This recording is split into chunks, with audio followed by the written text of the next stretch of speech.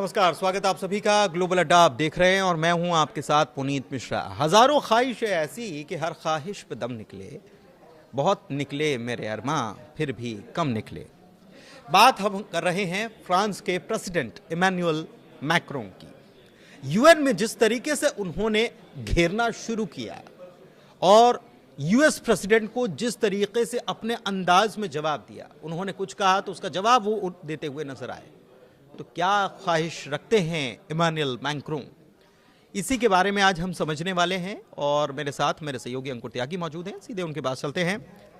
हसरतें बढ़ रही हैं सर, मैक्रों की हसरतें बढ़ रही हैं, कैसे देख रहे हैं? देखिए, फ्रांस और बाकी ब्रिटेन और बाकी और कंट्री कहीं ना कहीं डोनाल्ड ट्रंप की जो पॉलिसीज़ है उससे इत्तेफाक नहीं रखते। सामने चूंकि खुल के विरोध नहीं कर सकते, लेकिन कहीं ना कहीं मन में एक टीस है कि ग्लोबल जो पोजीशंस थी पहले प्री ट्रंप इरा, वो अब बिल्कुल बदल गई है, क्योंकि ट्रंप अब हर चीज़ का एक क्रेडिट लेना चाहते हैं। फ़िलिस्तीन का मुद्दा हो, गाज़ा का हो, यूक्रेन का हो, इंडिया का हो, पाकिस्तान का हो, तो ऐसे में जो बाकी वर्ल्ड लीडर हैं, जिसमें मैक्रो हैं और ब्रिटेन के भी प्राइम मिनिस्टर हैं और जर्मनी के भी हैं, उनके पास अब कुछ बचा नहीं है। इसलिए कुछ कंपल्शंस भी हैं फ्रांस की, क्योंकि एक बड़ी पॉपुलेशन, मुस्लिम पॉपुलेशन रहती है फ्रांस में। दूसरा, उनके जो जिस पार्टी की से वो ताल्लुक़ रखते हैं वो एक सोशलिस्ट पार्टी है, तो ये भी एक उनकी मजबूरियां हैं या एक बाध्यता है। अब फ़िलिस्तीन के मुद्दे को जिस तरह फ्रांस ने उठाया है वो बहुत अच्छा उठाया है, उसकी मतलब तारीफ हो सकती है। बट जब तक अमेरिका और इजराइल इस मुद्दे पर फ्रांस का साथ नहीं देते, तब तक ये बहुत बड़ी मतलब एक तरह से बड़ा रोड़ा रहेगा इसमें। लेकिन फिलिस्तीन को मुद्दे से ज्यादा मौका मान के इमैनुअल ने काम किया है, आपको नहीं लगता ऐसा हाल के दिनों में? देखिए, अगुवाई तो वही कर रहे हैं। बिल्कुल आपने सही सवाल पूछा। फ्रांस की भी पूरी दुनिया में फ्रेंच कॉलोनीज रही हैं, नॉर्दर्न अफ्रीका से लेके बाकी दुनिया भर में, इंडिया में भी एक फ्रेंच कॉलोनी थी। तो वही मैंने बात कही कि Trump, when you are facing a leader like Trump, जब आप ट्रंप को फेस कर रहे हो जो हर चीज़ का क्रेडिट लेते हैं, तो फिर मैक्रो पे भी दबाव होगा कि यार हम भी तो सुपर पावर रहे हैं। हालांकि हम अतीत में रहे हैं, हम फिलहाल नहीं हैं। फिलहाल एक हम मतलब है डेवलप्ड नेशन है, but we are not so cold पूरी दुनिया पे हुकूमत करने वाली ताकत। तो फिर उनको भी दिखाना पड़ता है, कुछ कुछ मुद्दे ऐसे पिक करने पड़ते हैं कि उनका रेलेवेंस बना रहे ग्लोबल पॉलिटिक्स में। तो वो वही है, फ्रांस ने जो किया है वो अपने आप को स्ट्रेंथन करने के लिए, अपनी ग्लोरी को अचीव करने के लिए किया है। नहीं, लेकिन आपको ऐसा नहीं लगता कि फ्रांस इससे ज्यादा हसरत, या इमैनुअल मैक्रों जो है वो ज्यादा हसरत पाले हुए हैं? मेरा कहने का मतलब ये है कि जब वो कहते हैं ट्रंप की नेटो से हम अलग हो जाएंगे, नेटो के अस्तित्व, अभी उन्होंने हाल ही में कहा कि यूक्रेन से युद्ध लड़ना है तो नेटो को हम हथियार दे रहे हैं और नेटो हैव टू पे अस। ये उन्होंने कहा भी कि हम नेटो के हथियार बेच रहे हैं और नेटो हमको पैसा दे रहा है, तो हम उससे कमाई कर रहे हैं, भारत तो तेल। तो ये यूएन में उन्होंने कहा। मैं ये कहना चाह रहा हूं कि ऐसा लगने लगा है यूरोप को कि अब हम अमेरिका की तरफ भरोसा नहीं कर सकते। मतलब ये कब नैया डुबो देंगे, कब लुटिया डुबो ले जाएंगे, कुछ कहा नहीं जा सकता। ऐसा लग रहा है? नहीं, बिल्कुल आपका सवाल बिल्कुल वाजिब है, और आपके सवाल में इसलिए दम है कि कतर पर जब हमला हुआ, जब आपने उन्हें बड़ा सा एक गोल्डन प्लेन आपने भेजा, $100 बिलियन से ज़्यादा समझौते करे अमेरिका के साथ, उसके बावजूद दोहा में अटैक हो जाना, और वो भी अमेरिका की मतलब उसकी जानकारी में हो जाना, तो उसके बाद जो एक ट्रस्ट का, फिलहाल देखो पुनीत, इसमें एक समझने की बात है कि ट्रंप के साथ कहीं ना कहीं ट्रस्ट का डेफिसिट है पूरी दुनिया में। कोई भी किसी भी मुल्क का सरबराह हो, वो कहीं ना कहीं उसको लगता है कि यार ट्रंप कुछ भी कर सकता है। तो ये बिल्कुल आपकी बात से बिल्कुल सहमत हूँ कि कहीं ना कहीं यूरोप को भी लग रहा है कि भाई अब अपनी सुरक्षा अपने हाथ, अपनी फौज को मजबूत करो, अपना इन्फ्लुएंस बढ़ाओ, चाहे वो नेटो हो, चाहे वो कोई और संगठन हो, यूरोपियन यूनियन हो, but we have to protect Europe on ourselves. मतलब वेस्ट ने अपना नेता मैक्रों को चुन लिया, ऐसा मानते हैं नहीं, ऐसा तो बहुत जल्दी होगा। नहीं, क्योंकि सपोर्ट बाकी उसमें, लेकिन उसमें मेलोनी भी है। मेलोनी तो ट्रम्प की दोस्त है। मेलोनी ट्रम्प की दोस्त हैं, लेकिन बाकी के पोलैंड की देख लीजिए बात, स्थिति देख लीजिए, या ब्रिटेन की स्थिति, कनाडा की स्थिति, ये एक्चुअल में आप देख रहे हैं कि ट्रम्प ने इनको भी बख्शा नहीं टैरिफ के मामले में।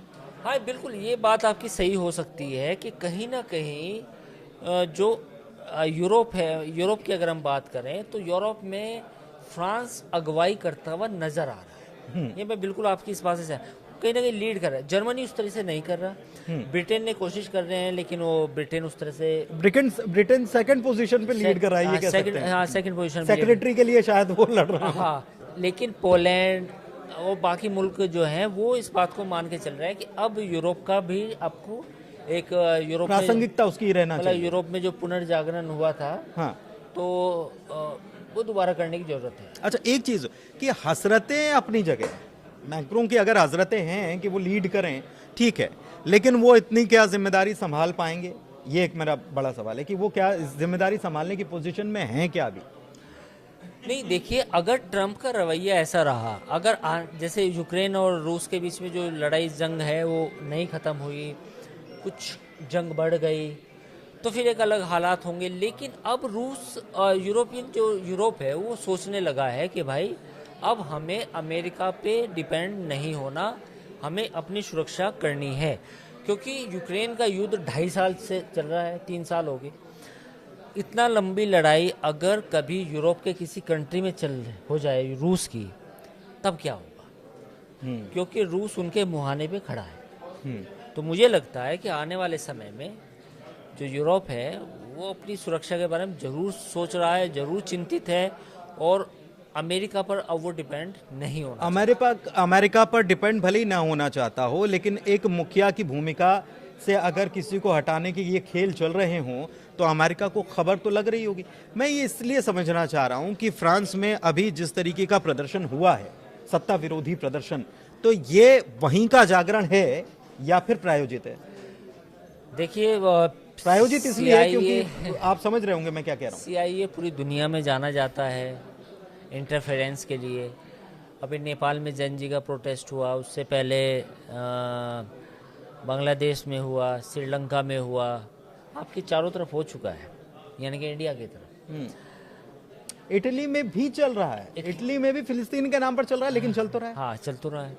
अब देखना, अब ये बातें तो अभी सामने नहीं आई, पुख्ता सबूत तो नहीं आए, पर हाँ, ये स्पेकुलेशन तो है कि कहीं ना कहीं जो अनरेस्ट है फिलहाल फ्रांस में, वो पॉलिटिकल अनरेस्ट है। वो एक वैसा अनरेस्ट नहीं है कि भाई फिलिस्तीन के नाम पे हो रहा तो फिलिस्तीन का मुद्दा है, नहीं, या अफ्रीकन इमिग्रेंट्स का कोई इशू है, वो नहीं। कहीं ना कहीं जब धुआं उठता है तो आग तो कहीं लगी होगी। तो अभी तो सामने नहीं आया खुल के मामला पूरा कि भाई ये इसके पीछे क्या वाकई में CIA है या कोई बाकी लोग हैं, लेकिन आने वाले इस वक्त अलाई जो हैं उनके काम करने वाले भी हो सकते हैं कुछ, क्योंकि देखो ट्रम्प एक राइट विंग है। आपने देखा होगा कि जर्मनी में भी चुनाव जीतते जीतते वो हार गई। नाम भूल रहा हूँ, ली पेन। तो ट्रम्प जो जितने भी राइट विंग हैं, खासतौर पर मतलब वो चाहते हैं कि वो ऐसे और ऐसे लोग ही आएं। हाँ, ऐसे लोग ही अगर सत्ता में आएंगे तो बहुत अच्छी बनेगी। हाँ, खूब रंग जमेगा जब मिल बैठेंगे अपने जैसे, यार वो उनकी विचारधारा वाले। अच्छा, एक चीज और कि हम ये देख रहे हैं कि यूक्रेन के साथ रशिया का कॉन्फ्लिक्ट जो चल रहा है, और बीते 1 साल से, बीते 8-10 महीनों से, क्योंकि हम इसको कवर कर रहे हैं लगातार, तो 8-10 महीनों से कुछ अगवा बनने की ज्यादा कोशिश फ्रांस कर रहा है। तमाम बैठकें बुलाई, कई बार बैठकें बुलाई, उतनी कामयाबी शायद फ्रांस को उसमें मिली नहीं, क्योंकि फिर अमेरिका तक मामला पहुंच गया, फिर अमेरिका ने इंटरवीन करना शुरू कर दिया, क्योंकि ज़ेलेंस्की को लेकर कई बार मीटिंग उन्होंने की। ये अब फिलिस्तीन को उन्होंने देखा कि ये, मतलब ट्राई तो उन्होंने वहां पर भी किया, लेकिन फिलिस्तीन में अब उन्होंने अपना फाइनल दाम चल दिया इमानुएल ने। फिलिस्तीन एक बड़ा इशू है, नो डाउट। जिस ब्रिटेन ने फिलिस्तीनियों को उजाड़ा, उस ब्रिटेन ने फिलिस्तीन को अभी मान्यता देने की ऐलान किया। फ्रांस बिल्कुल ये सब बेसिकली लेवरेज लेना चाहते हैं पूरी दुनिया की पॉलिटिक्स में। हाँ, ये बात सही है कि फ़िलिस्तीन को लेकर समर्थन जुटना चाहिए, इसमें कोई बुरी बात नहीं है। पर पॉइंट ये है कि ये सब हो रहा है यूरोप का रिलेवेंस बनाने के लिए, क्योंकि ट्रंप ने जिस तरीके से फ़िलिस्तीन को एक तरह से खारिज कर दिया, तो पूरे यूरोप में भी एक अच्छी खासी मुस्लिम पॉपुलेशन रहती है। तो मुझे लगता है कि रेलेवेंस बना रहे फ्रांस में मैक्रो का या उनकी पार्टी का, ब्रिटेन में भी उनकी पार्टी का। तो जितने भी लिबरल्स हैं उनको लगता है कि अगर हमने फ़िलिस्तीन का इशू छोड़ा तो ये उनके लिए दिक्कत होगी। तो उनकी इंटरनल पॉलिटिक्स का भी दबाव है, ट्रंप के सामने दिखाना भी है कि हम कुछ कर रहे हैं, हम इंडिपेंडेंट हैं। लेकिन हम as a ये European- यूएन में जब ट्रंप ने बोला तो ट्रंप ने उन्होंने यूएन के होने पर ही सवाल खड़े कर दिए। ये बड़ी हैरानी की बात है। ट्रंप ने ऐसा कहा तो आप हैरान क्यों हैं? नहीं, मैं इसलिए हैरान हूं क्योंकि उसका जवाब इमैनुअल मैक्रों जो हैं उनकी तरफ से कहा गया कि प्रासंगिकता बनाए रखना भी तो हमारा काम है। मतलब एक एक बात को उन्होंने काटा है अपनी बात से। उन्होंने कहा कि ठीक है, हम इजराइल को मान रहे हैं लेकिन फिलिस्तीन को आपको मानना पड़ेगा। तो ये चीजें जो हैं, ये टकराव ट्रंप और फ्रांस के प्रेसिडेंट के बीच में सीधा सीधा टकराव है। तो ट्रंप इसको झेल जाएंगे या खेल जाएंगे? आप ट्रंप इसको खेल जाएंगे, क्योंकि मैक्रो को भी वो पसंद नहीं करते। ये सब वो तो कल हमने देख लिया कि कल आपने देख नाराजगी ट्रैफिक आ रहा था तो वो ट्रैफिक आ रहा, दिखा। हाँ। तो मुझे लगता है कि वो इसको खेल जाएंगे। आने वाले वक्त में, आने वाले समय में ट्रंप मिडिल ईस्ट में, जैसे उन्होंने प्लान बनाया था गाजा टावर करके, वहाँ पे भी जैसे ट्रंप टावर है तो गाजा टावर बनाने की, तो अभी मुझे नहीं लगता कि ट्रंप के रहते हुए अमेरिका की पॉलिसी में फ़िलिस्तीन को लेके कोई चेंज आएगा।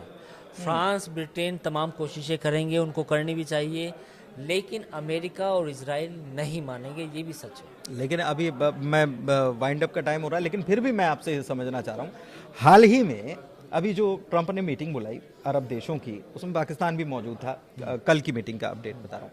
तो उसमें ट्रंप ने कहा कि हम गाजा का युद्ध अभी रोक सकते हैं चाहें तो।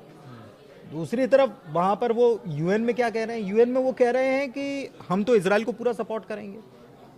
हमास के ऊपर सबसे बड़ी बात की वो बदल गए, उन्होंने कहा है कि हमास जो है सारे बंधकों को रिहा करे, जबकि उन्होंने जो ऑफर किया था हमास उसी को लेकर चर्चा कर रहा था कतर में, और उसके ऊपर अटैक हो जाता है।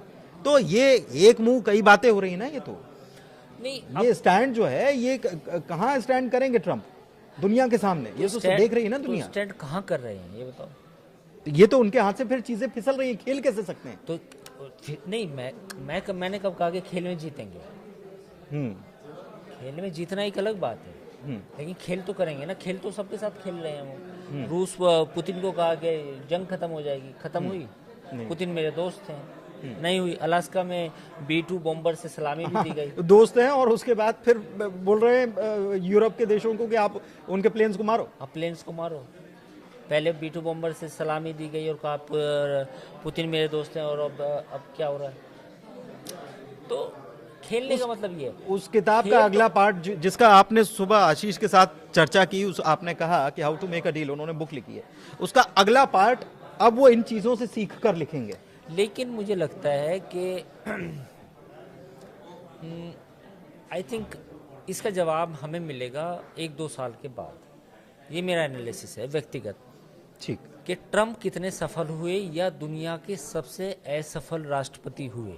ये सबके मन में सवाल है, वो ऐसा क्यों है, क्यों कर रहे हैं? देखो, मुझे ऐसा लगता है कि कहीं ना कोई strategy back of the mind है ट्रंप की। वो बार बार पूरी दुनिया को जो परेशान किए हुए, वो जो पूरी दुनिया को किसी को कॉन्फिडेंस में नहीं ले रखा उन्होंने, वो है। तो इट विल टेक टाइम, समय लगेगा ट्रंप को भी समझने में। आज मैक्रो भी परेशान है, पुतिन भी कहीं ना कहीं अलग माइंडसेट से गेम खेल रहे हैं, भारत को भी अपनी रणनीति अलग तरीके से बनानी पड़ रही है। पाकिस्तान जो कभी 2018 में ट्रंप ने बोला था कि Pakistan is a sponsoring the harbouring the terrorist, है ना, उसकी एड रोकी थी। आज वही पाकिस्तान फिर से उनका उनकी गोदी में जाके बैठ गया है। तो ये इतनी विशाल चीज़ें हैं, इतनी गहरी चीज़ें हैं, इसका एनालिसिस अभी एकदम से बता रहे हैं कि ट्रंप ऐसा क्यों है, तो ये बिलियन डॉलर क्वेश्चन है कि ट्रम्प ऐसा क्यों है, उसके दिमाग में क्या वो बुक का अगला पार्ट लिखेंगे जरूर। आएंगे वो बुक लिखेंगे, वो पता भी चलेगा कि मैंने ऐसा क्यों किया, वो समय आने पे पता चलेगा जब वो वाइट हाउस में नहीं होंगे। बट हाँ, ट्रम्प का जो इस तरह का बदलाव है, जो इस तरह की सोच है, वो मतलब वो उसके पीछे क्या है ये पूरी दुनिया जानना चाहती है। पूरी दुनिया जानना चाहती है, लेकिन जवाब अभी तक मिल नहीं पा रहा है। और इस बीच जो वो कर रहे हैं, उथल पुथल पूरी दुनिया में मची हुई है, लेकिन मैक्रों जो है वो अपनी चाल लगातार चल रहे हैं और ये आने वाले दिनों में और देखने को मिलेगा। देखते हैं कि बाजी किसके हाथ में जाती है। फिलहाल ग्लोबल अड्डा में इतना ही। चर्चा थोड़ी लंबी हो गई, उसके लिए क्षमा चाहते हैं। धन्यवाद।